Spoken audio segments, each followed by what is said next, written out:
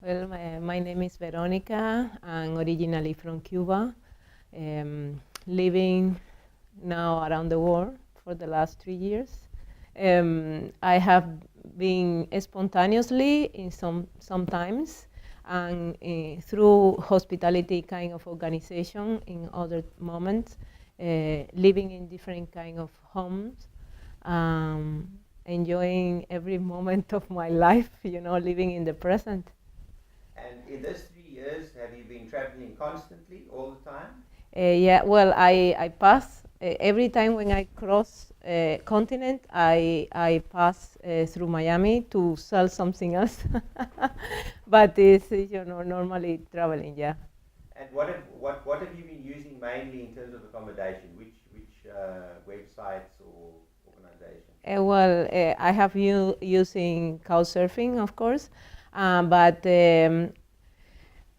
I have been hosted for maybe 108 kind of families around the world, any type of style of life, any type of religion, any type of culture. And since cave in the Middle East to mansions in Italy, favelas in Rio de Janeiro, or private island in Panama, any kind of style of living. But 30%, I would say 25 or 30% of those more than 100 homes around the world has been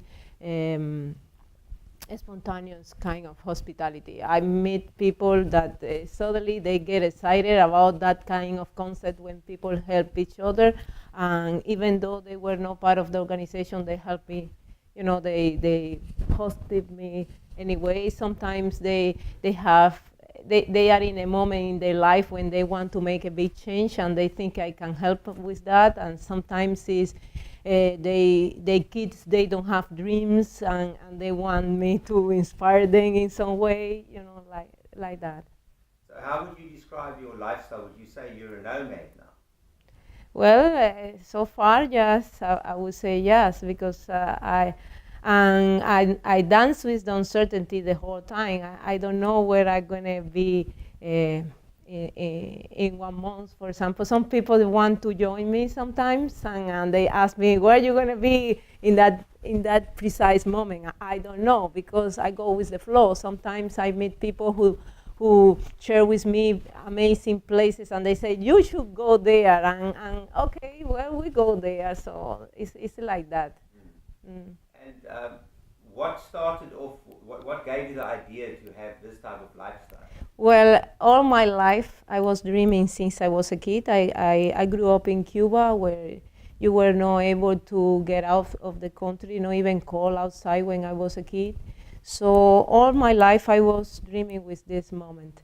At the beginning, when I arrived to United States, I was, in 6 months I was traveling.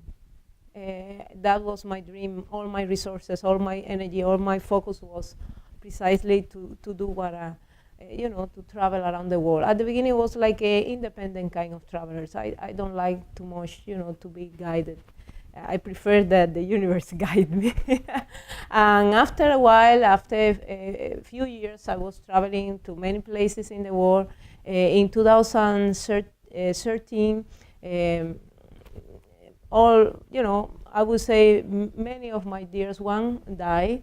And after that, I realized that life is very fragile, that you should not wait for tomorrow to fulfill your dreams.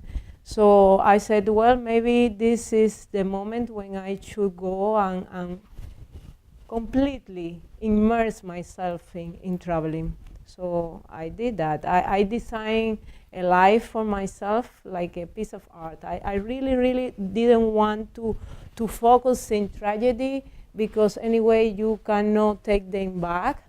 And life continues, and I'm very happy with what I am doing now. Okay. I've been immersed in a bath of goodness for the last 3 years. I have seen a world that is not related at all with TV or the way people perceive the world.